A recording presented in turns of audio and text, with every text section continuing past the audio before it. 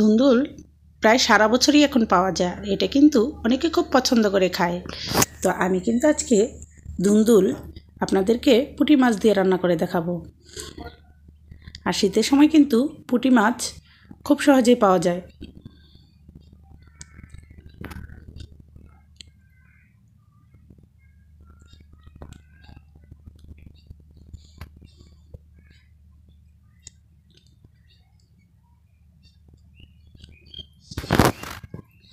তো আমি আমার প্রয়োজন মতো ধুন্দুল নিয়ে তারপর রান্নাটা করব।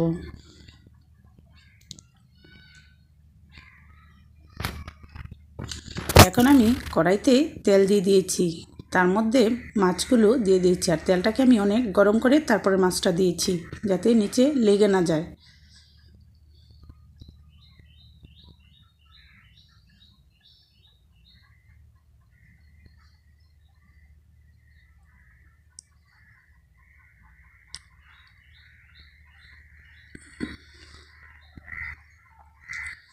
তো মাছগুলোকে আমি ভেজে উল্টিয়ে নিচ্ছি, উল্টিয়ে ভালো করে ভেজে নিচ্ছি।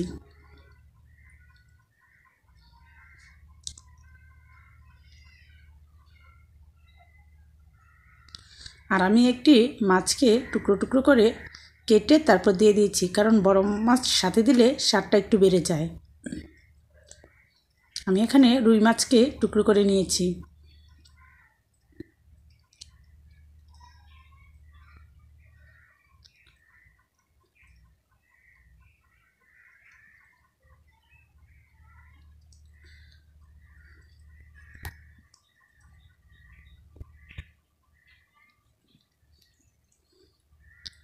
তো এখন ওই তেলের মধ্যেই আমি পেঁয়াজ কুচিগুলোকে দিয়ে দিয়েছি।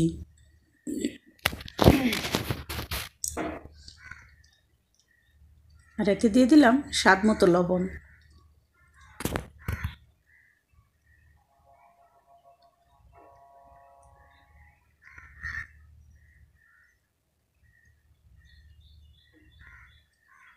পেঁয়াজ কুচিটা যখন ভাজা ভাজা হয়ে গিয়েছে, তখন আমি এতে দিয়ে দিয়েছি রসুন বাটা। রসুন বাটা দিয়েছি 1 টেবিল চামচ, আমার তরকারির পরিমাণ অনুযায়ী। আপনি আপনার তরকারির পরিমাণ অনুযায়ী দিয়ে নেবেন। তো এখন দিয়ে দিলাম সামান্য হলুদের গুঁড়া এবং 1 চামচ মরিচের গুঁড়ো। হলুদের গুঁড়োটা খুবই সামান্য দিতে হয়, এসব তরকারিতে হলুদ বেশি দিলে দেখতে ভালো লাগবে না। আমি 4 চামচে প্রায় 1/2 চামচের মতো দিয়েছি।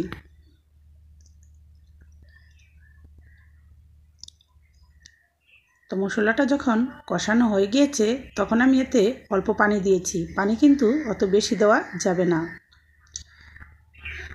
তারপরে আমি দিয়েছি পেঁয়াজ বাটাটা, দিয়ে ভালো করে কষিয়ে নিচ্ছি। আর এখানে পেঁয়াজ বাটাটা দিলে তরকারির ঝোলটা একটু গাঢ় গাঢ় হয়, খেতে টেস্ট হয়। তো দেখুন আমি কিন্তু অল্প পানি দিয়ে ভালো করে কষিয়ে নিয়েছি।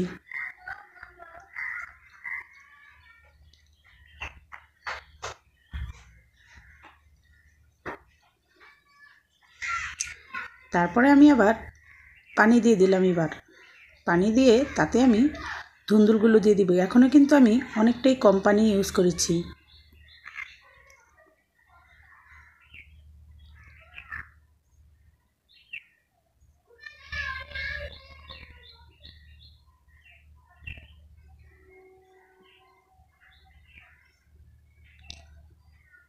তো ধুন্দুলটা নেড়ে চেড়ে দিচ্ছি একটু পরপর।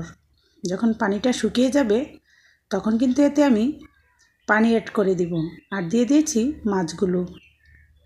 মাছগুলো একটু আগে দিলে যখন আপনি তরকারি নাড়াচাড়া করবেন, তখন মাছের যে একটা ফ্লেভার আছে তা তরকারিতে পুরোপুরি ঢুকে যাবে আর টেস্ট বেড়ে যাবে।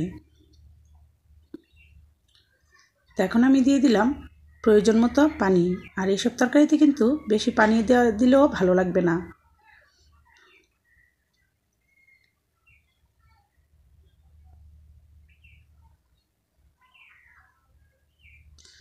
তো তরকারিটা অনেকটাই হয়ে এসেছে, তাই আমি কিছু কাঁচামরিচ ফালি করে দিয়ে দিয়েছি। তো তরকারিটা যখন হয়ে গিয়েছে, তখন আমি ধনেপাতা দিয়ে উঠিয়ে নিব। তো ধনেপাতা দিয়ে একটু ঢেকে দিতে হবে, যাতে তরকারিটা ধনেপাতার সাথে পুরোপুরি মিশে যায়। তো হয়ে গিয়েছে আমার ধুন্দুল তরকারি। আর দেখুন কতটা লোভনীয় হয়েছে, খেতে কিন্তু খুবই সুস্বাদু হয়েছে। তা আমি এখন বাটিতে সার্ভ করব।